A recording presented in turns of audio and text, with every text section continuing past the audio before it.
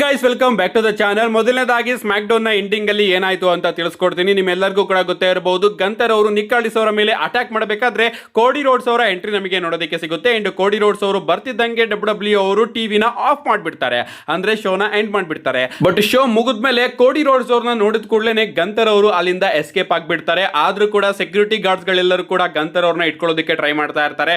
ಈ ಕಡೆ ರಿಂಗ್ ಮೇಲ್ಗಡೆ ಕೋಡಿ ರೋಡ್ಸ್ ಅವರು ಮೈಕ್ ನ ತಗೊಂಡು ಅವನನ್ನ ಬಿಡಿ ಗಂತರ್, ನಿನಗೆ ನಾನ್ ಬೇಕು ಅಲ್ವಾ, ಬಾ ಇಲ್ಲೇ ಈಗಲೇ ಮ್ಯಾಚ್ ನ ಆಡ್ಬಿಡೋಣ ಅಂತ ಕರೀತಾರೆ. ಬಟ್ ನಮ್ಮ ಗಂತರ್ ಅವರು ಏನು ಕೂಡ ಮಾತಾಡ್ತಿರೋಂಗೆ ಅಲ್ಲಿಂದ ಹೊರಟೋಗ್ತಾರೆ. ಡಬ್ಲ್ಯೂ ಅವರು ಸಾಟರ್ಡೆ ನೈಟ್ ಮೇನ್ ಇವೆಂಟ್ ಗೆ ಅಫಿಷಿಯಲ್ ಆಗಿ Gunther and Sami Zayn versus Cody Rhodes ಹಾಗೆ ಸಿಎಂ ಪಂಕ್ ಅವರ ನಡುವೆ ಒಂದು ಟ್ಯಾಗ್ ಟೀಮ್ ಮ್ಯಾಚ್ ನ ಕೂಡ ಕನ್ಫರ್ಮ್ ಮಾಡಿದ್ದಾರೆ. ಈ ಒಂದು ಟ್ಯಾಗ್ ಟೀಮ್ ಮ್ಯಾಚ್ ನಮಗೆ ಸಾಟರ್ಡೆ ನೈಟ್ ಮೈನ್ ಇವೆಂಟ್ ಅಲ್ಲಿ ನೋಡೋದಕ್ಕೆ ಸಿಗುತ್ತೆ. ನೋಡಬೇಕು ಇಲ್ಲಿಂದ ಏನಾದ್ರೂ ಸ್ಟೋರಿ ಲೈನ್ ಚೇಂಜ್ ಆಗುತ್ತೋ ಅಂತ. ಯಾಕಂದ್ರೆ ಅಪ್ಡೇಟ್ ಗಳು ಬರ್ತಿರೋ ಪ್ರಕಾರ ಡಬ್ಲ್ಯೂ ಅವರು ಸಮ್ಮರ್ ಸ್ಲಾಮ್ ನ ಮೈನ್ ಇವೆಂಟ್ ನ ಚೇಂಜ್ ಕೂಡ ಮಾಡಬಹುದಂತೆ. ಸಮ್ಮರ್ ಸ್ಲಾಮ್ ಅಲ್ಲಿ ಈಗಾಗಲೇ ಡಬ್ಲ್ಯೂ ಅವರು ಅಫಿಷಿಯಲ್ ಆಗಿ ಕೋಡಿ ರೋಡ್ಸ್ ಹಾಗೆ ಸಿಎಂ ಪಂಕ್ ಅವರ ನಡುವೆ ಅನ್ಡಿಸ್ಪ್ಯೂಟೆಡ್ ಡಬ್ಲ್ಯೂ ಚಾಂಪಿಯನ್ಶಿಪ್ ಗೆ ಸಿಂಗಲ್ಸ್ ಮ್ಯಾಚ್ ನ ಕನ್ಫರ್ಮ್ ಮಾಡಿದ್ದಾರೆ. ಈ ಒಂದು ಮ್ಯಾಚ್ ಕಾರ್ಡ್ ಕೂಡ ನೀವು ಇಲ್ಲಿ ಗಮನಿಸ್ತಾ ಇರಬಹುದು. ಅಂಡ್ ಟ್ರಿಪಲ್ ಎಚ್ ಅವರ ಟ್ವೀಟ್ ನು ಕೂಡ ನೀವು ಇಲ್ಲಿ ನೋಡ್ತಾ ಇರಬಹುದು. Years in the making and the time is now, CM Punk Cody Rhodes for the W undisputed championship SummerSlam ಅಂತ ನಮ್ಮ ಟ್ರಿಪಲ್ ಎಚ್ ಅವರು ಒಂದು ಟ್ವೀಟ್ ಮಾಡೋದ್ರ ಮುಖಾಂತರ ಈ ಒಂದು ಮ್ಯಾಚ್ ನ ಅಫಿಷಿಯಲ್ ಆಗಿ ಕನ್ಫರ್ಮ್ ಮಾಡಿದ್ದಾರೆ. ಬಟ್ ಟ್ವಿಸ್ಟ್ ಏನಪ್ಪಾ ಅಂದ್ರೆ ಈ ಒಂದು ಮ್ಯಾಚ್ ನ ಡಬ್ಲ್ಯೂ ಅವರು ಟ್ರಿಪಲ್ ಥ್ರೆಡ್ ಅಥವಾ ಫ್ಯಾಟಲ್ 4-ವೇ ಮ್ಯಾಚ್ ಆಗಿ ಕೂಡ ಚೇಂಜ್ ಮಾಡಬಹುದಂತೆ. ಟ್ರಿಪಲ್ ಥ್ರೆಡ್ ಮ್ಯಾಚ್ ಆದ್ರೆ ಈ ಒಂದು ಮ್ಯಾಚ್ ಅಲ್ಲಿ ನಮ್ಮ ಸ್ಯಾಮಿ ಝೈನ್ ಅವರು ಆಡ್ ಆಗಬಹುದು.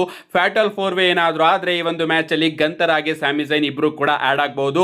ನಮ್ಮ ಡೇವ್ ಮೆಲ್ಸನ್ ಅವರ ಪ್ರಕಾರ ಈ ಒಂದು ಮ್ಯಾಚಸ್ ಅಲ್ಲಿ ಡಬ್ಲ್ಯೂ ಅವರು ಚೇಂಜ್ ನ ಮಾಡೋದಕ್ಕೂ ಕೂಡ ಪ್ಲಾನ್ ಮಾಡ್ಕೊಂಡಿದ್ರಂತೆ.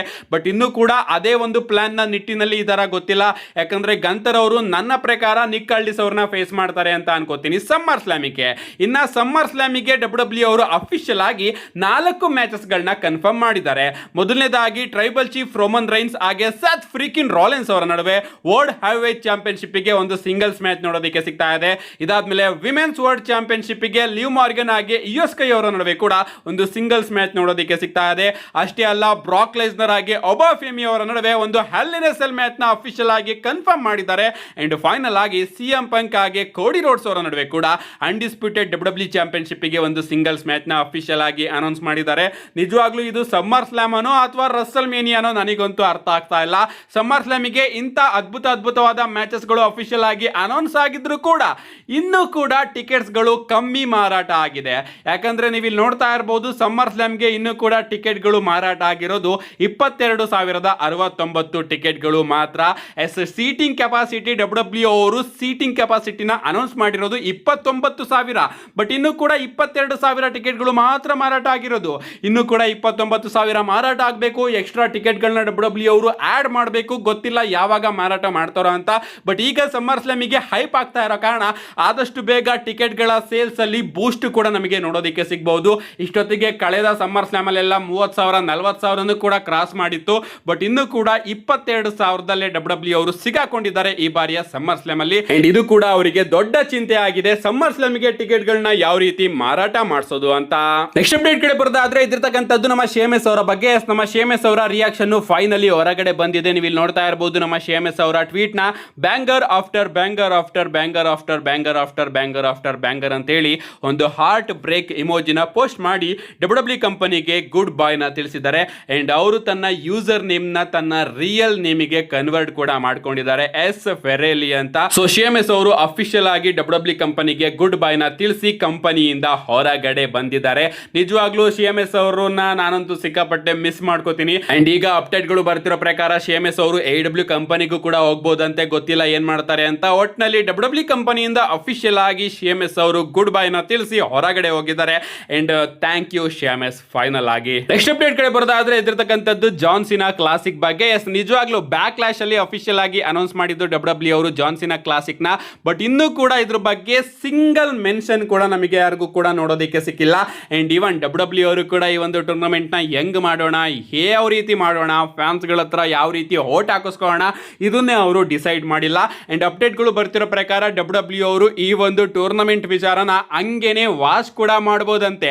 ಅಂದ್ರೆ ಜಾನ್ ಸಿನಾ ಅವರು ಬಂದೇ ಇಲ್ಲ, ಏನು ಕೂಡ ಹೇಳೇ ಇಲ್ಲ ಅನ್ನೋ ರೀತಿ ಒಂದು ಬಾರಿನೂ ಕೂಡ ಡಬ್ಲ್ಯೂ ಅವರು ಈ ಒಂದು ಟೂರ್ನಮೆಂಟ್ ನ ಮೆನ್ಷನ್ನೇ ಮಾಡ್ದಲೆ ಈ ಎಲ್ಲಾ ವಿಚಾರನೂ ಕೂಡ ಕ್ಯಾನ್ಸಲ್ ಕೂಡ ಮಾಡಬಹುದು ಕೊಡಬಹುದು ಅಂತ ಅಪ್ಡೇಟ್ಗಳು ಬರ್ತಾ ಇದೆ. ಆ ರೀತಿ ಆಗದೆ ಇರಲಿ, ಯಾಕಂದ್ರೆ ಏನೋ ಒಂದು ಇಂಟ್ರೆಸ್ಟಿಂಗ್ ಆಗಿ ಮಾಡ್ತಾ ಇದ್ದಾರೆ ಜಾನ್ ಸಿನಾ ಕ್ಲಾಸಿಕ್. ನೋಡಬೇಕು ನಾನು ಫ್ಯಾನ್ಸ್ ಗಳಿಂದ ಎಲ್ಲ ಯಾವ ರೀತಿ ಓಟ್ ಹಾಕಿಸ್ಕೊಂಡು ಚಾಂಪಿಯನ್ ಆಗಿ ಮಾಡ್ತಾರೆ ಅಂತ. ಐ ಥಿಂಕ್ ಡಿಸೆಂಬರಿಗೆ ಆಗ್ಬಹುದು ಅಂತ ರೂಮರ್ಸ್ಗಳು ಬರ್ತಾ ಇತ್ತು.